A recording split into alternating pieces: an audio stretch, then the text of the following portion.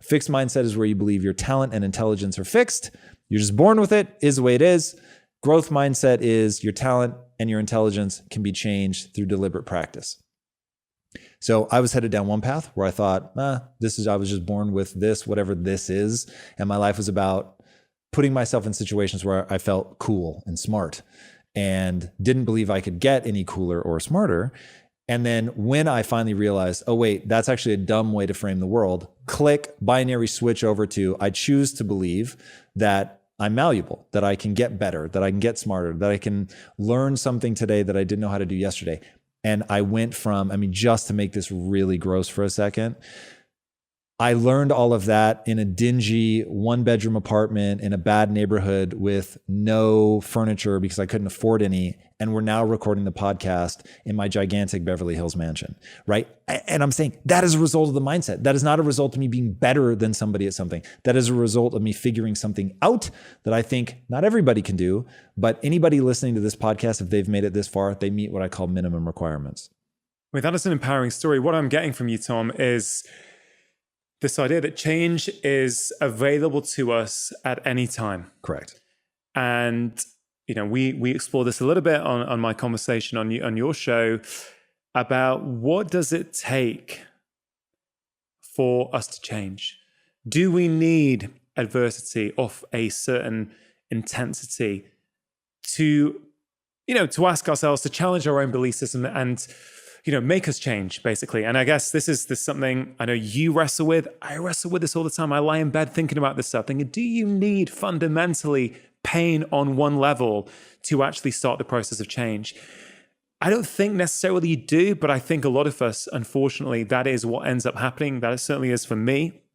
What was it for you? How did you go from changing from a fixed to a growth mindset? Because I've heard people say, you've either got one or the other. You've either got your fixed mindset or you've got a growth mindset. And this fascinates me on an individual level. This fascinates me for patients that I see. Frankly, this fascinates me for my children, right? 2 young kids under 10. I want to learn from you about these different mindsets. If we are malleable, if we can adapt, if change is always available to us, then what are those things that we should be doing? So here's the bad news about my story. It, of course, involves pain.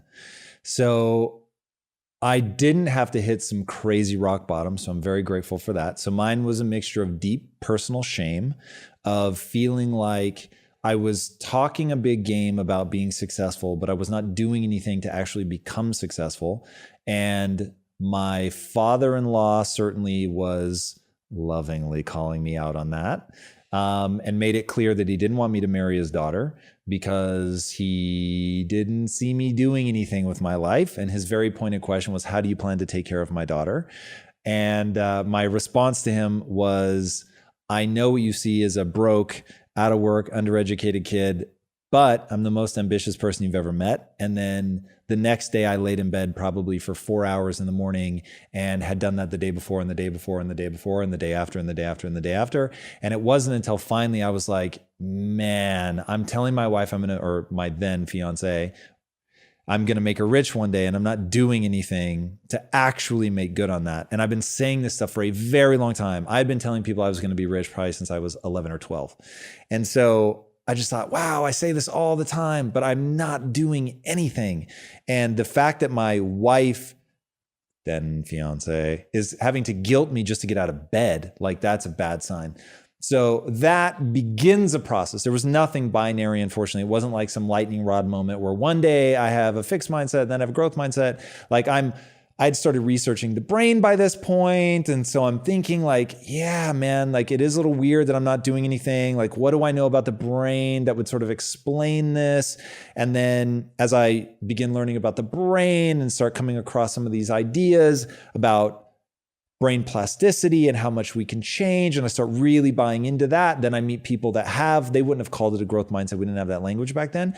But they had a growth mindset and they believed that they could change. And so I was like, whoa, yeah, this thing that I believe, I'm actually seeing it here in reality. And so right then I got involved in being an entrepreneur. And being an entrepreneur is like, if you want a growth mindset, put your house on the line and start a business. You'll get a growth mindset real fast because it's either that or you're going to lose the business, because you just have to own, I'm not good enough yet. I do not understand this. I'm too dumb to pull this off. So I really better get smart fast.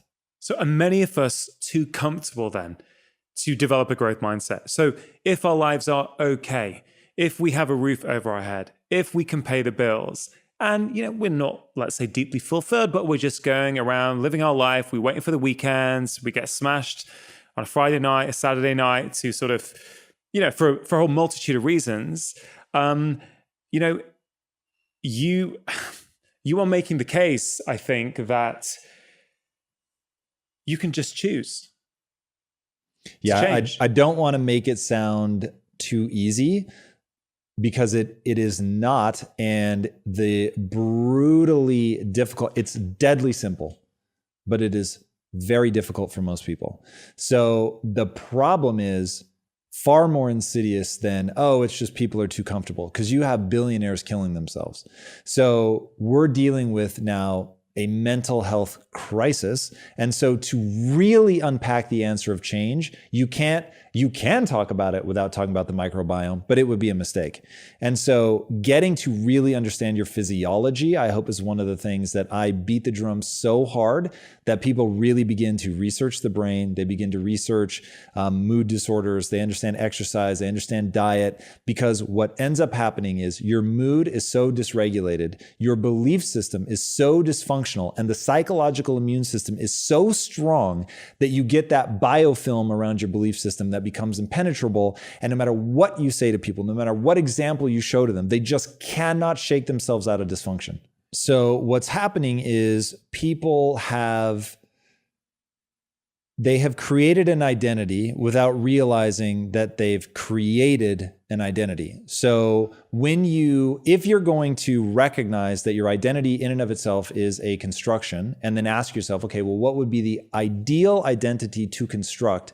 The answer is to be that of the learner. A very common thing for people to have is negative self-talk, right? So, I see it in friends, I see it in patients. I can't stick to any diet. Okay.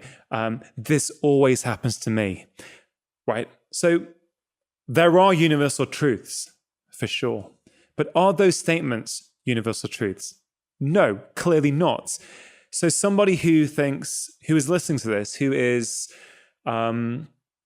says, yeah, man, that's how I talk about myself. I'm pretty hard on myself. I put myself down all the time. I'm not the kind of person who exercises, workouts, they're just not for me. Oh God, I'm the one who always gets passed up for that job promotion, right? Are these examples, in your view, of self-limiting beliefs that can be shifted? Definitively. Yeah. So in every case. 1,000%. Those particular examples, 1,000%. So my thing, a rule that I live by, and a rule that I aggressively try to give anybody that will take it, is only do and believe that which moves you towards your goals. So if you want to feel badly about yourself, then telling yourself, yeah, I always get passed up for a promotion, the world is against me, like that is a dark place to live.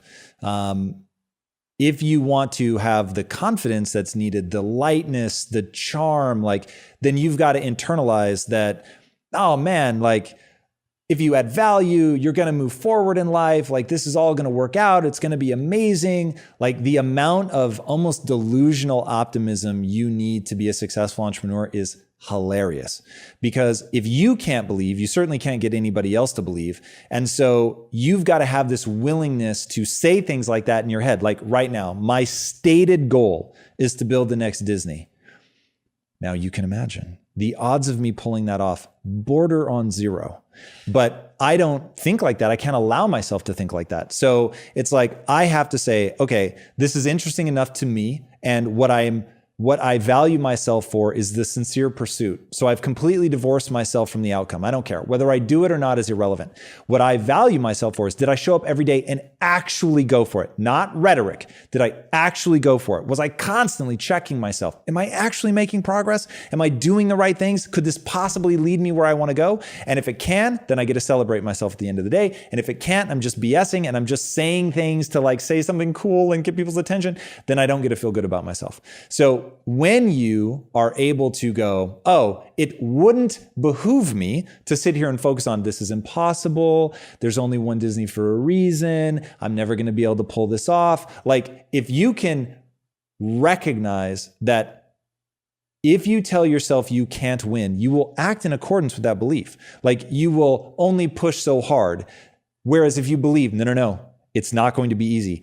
But through deliberate practice, I can get so good. I can learn all the things that I need to learn. I can get the right people excited. I can get people motivated. I can make mistakes. I'm going to make a lot of mistakes, but I'm going to learn from those mistakes. And I'm the kind of guy that learns from mistakes. I'm not afraid to make mistakes. I just keep trying and trying and trying. And people like being around me because I'm uplifting. I'm high energy. I'm a lot of fun. So I'm going to be able to attract the right people. So when I meet somebody, I'm not thinking he's never going to like me. Like, there's enough going against you to not be fighting yourself with self-defeating. I won't even say beliefs, just repeating self-defeating things, repeating even negative things. You have to understand the power of repetition. People do not understand the power of repetition. You repeat negative things, you're going to believe negative things. You repeat positive things. At first, it will sound like BS to you, but over time, you'll actually be very comfortable with the idea. This is different though, isn't it? From just saying the right things. Because you shared that, back in the day, I don't know, maybe in your 20s, you would say, it started a lot younger, I am going to be rich, okay? I don't know if you said I'm going to be a success, but you were saying the right things, right? So you had that positive language, yet you were not doing anything to actually make that come true, right? This is not the secret. I'm not saying say positive things and everything changes. I'm just saying you remove one roadblock. Did you ever see The Secret? I have not yet. So I'll give it to you super fast. So The Secret is half amazing and half absolute BS.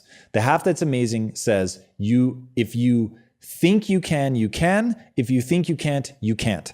And that is true, dude. The way the mind works, man, if you believe it is possible, then you're the Roger Bannister effect. Yeah.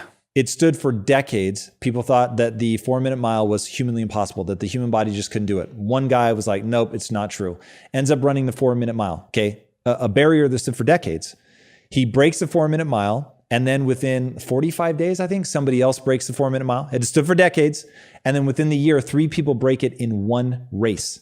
So once you believe something is possible, all of a sudden it gets a lot easier. It's like the 100 meters. I remember as a kid, there was this magical 10-second mark, right? I don't know when it got broken, but now in most races, everyone's under 10 seconds. Do you know what I mean? Everyone's like at various things. It's the same kind of thing. So beliefs are powerful. But I think it is important to clarify that point, because it's not just about saying the right thing. Press subscribe to get more inspiration and ideas on how to feel better so you can get more out of life. And if you have a moment, why not check out this conversation that I've picked out as a perfect follow-up. Remember, lifestyle change is always worth it, because when you feel better, you live more.